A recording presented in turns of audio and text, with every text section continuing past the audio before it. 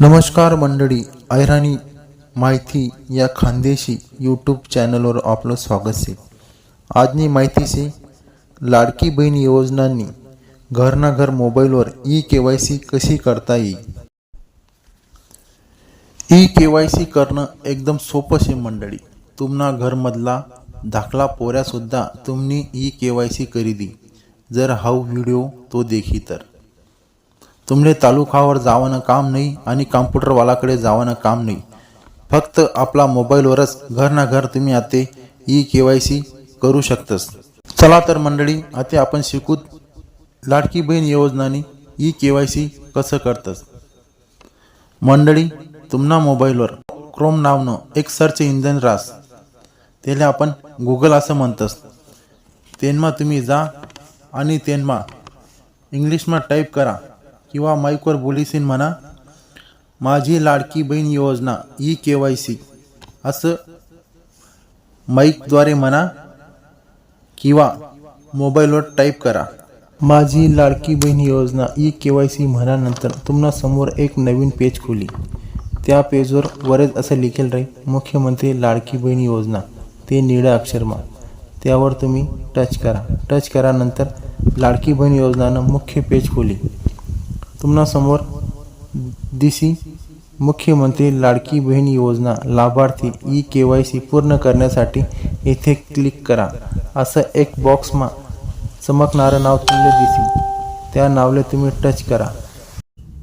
त्या नावले टच करानंतर एक नवीन पेज खुली।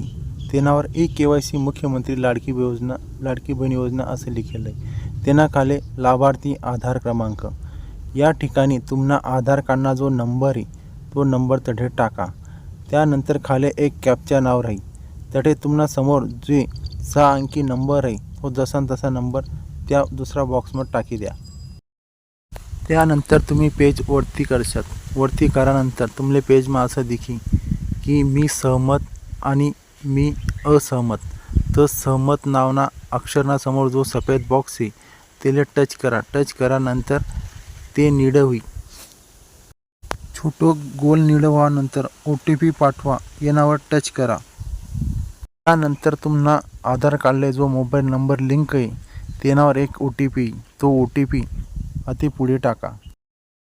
पुन्हा मोबाईलवर जो OTP येईल तो या बॉक्समध्ये टाका आणि सबमिट नावावर क्लिक करा। सबमिट करानंतर एक नवीन पेज खुली। त्यावर लिखेल आहे वडिलांचा किंवा पतीचा आधार कार्ड क्रमांक।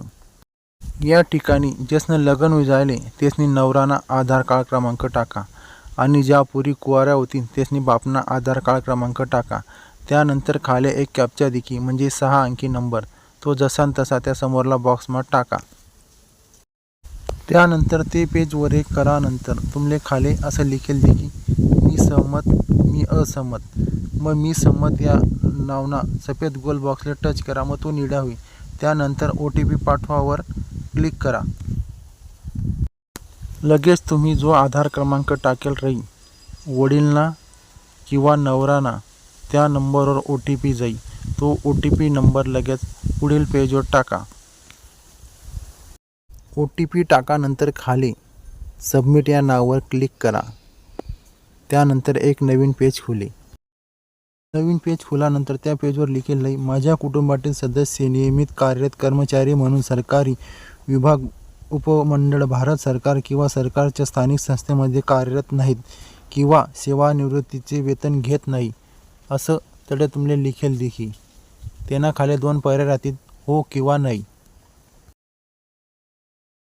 खाली पट्टीला टच करानंतर तुमले हो किंवा नाही पर्याय दिसतील ना, त्यामधला हो पर्याय निवडा।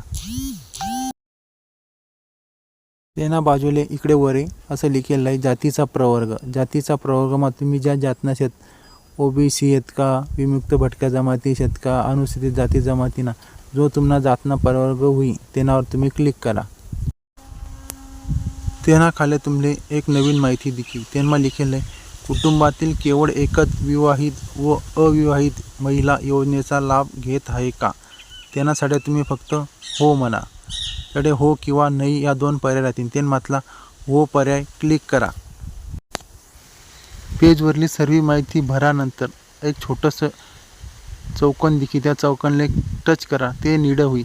તેમાં असं लिखेल રહે કે દેલ માહિતી અહીં ખરી છે જર ખોટી રહીને તમે ગુन्हास पात्र રહી त्यानंतर सबमिट नावना समोर एक गोल टिंब राही त्या गोल टिंबले टच करी निळं करा आणि सबमिट अक्षरले परत एकदा दाबा म्हणजे तुमना फॉर्म लगेच जमा होईल।